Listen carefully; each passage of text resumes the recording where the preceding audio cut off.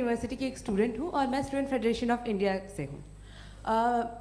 मेरा सवाल मुफ्ती जी से है कि इस हॉल के इस कमरे में बैठ के हम लोग रेप की मोरालिटी के बारे में फिलोसफिकली बात तो कर सकते हैं, बट असलियत ये है कि रोज़मर्रा की ज़िंदगी में औरतें रेप के थ्रू गुजरती हैं और हम लोग सिर्फ नंबर्स पे इस तरह नहीं देख सकते, क्योंकि कितनी औरतें हैं इन कंट्रीज़ में जहाँ पे आप बता रहे हैं कि केसेस कम हैं, जिनका एक्सेस है कि वो जाके केस फाइल कर सकें।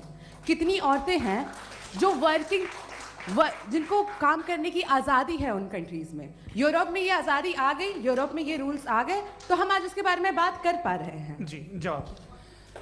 आपने ये कहा कि कमरे में बंद होकर हम लोग इस पर फिलोसफिकली बात कर सकते हैं, लेकिन हकीकत में क्या हो रहा है, वो ग्राउंड लेवल पे क्या हो रहा है, जो बहुत गलत हो रहा है और वो सफ़र कर रही हैं। आई एग्री, बहुत गलत हो रहा है और जो गलत हो रहा है उसको हमें रोकना है। और क्यों रोकना है, वो गलत क्यों है, हमारे पास इसका ऑब्जेक्टिव फाउंडेशन है, इनके पास उसका ऑब्जेक्टिव फाउंडेशन नहीं है। मैं ये कहना चाह रहा हूँ कि जहाँ पे भी जुल्म हो रहा है, जहाँ पे भी औरत पे जुल्म हो रहा है या उसकी इज्जत लूटी जा रही है या उसे तकलीफ पहुँचाई जा रही है, और सिर्फ औरत नहीं, किसी इंसान के ऊपर भी जुल्म हो रहा है, तो उसके खिलाफ खड़ा होना, ये मॉरलिटी हमारे पास गॉड के पास से आई है। वरना जावेद साहब तो कह रहे हैं कि जो है मेजॉरिटी डिसाइड करेगी, तो मेजॉरिटी तो कभी भी बदल सकती है।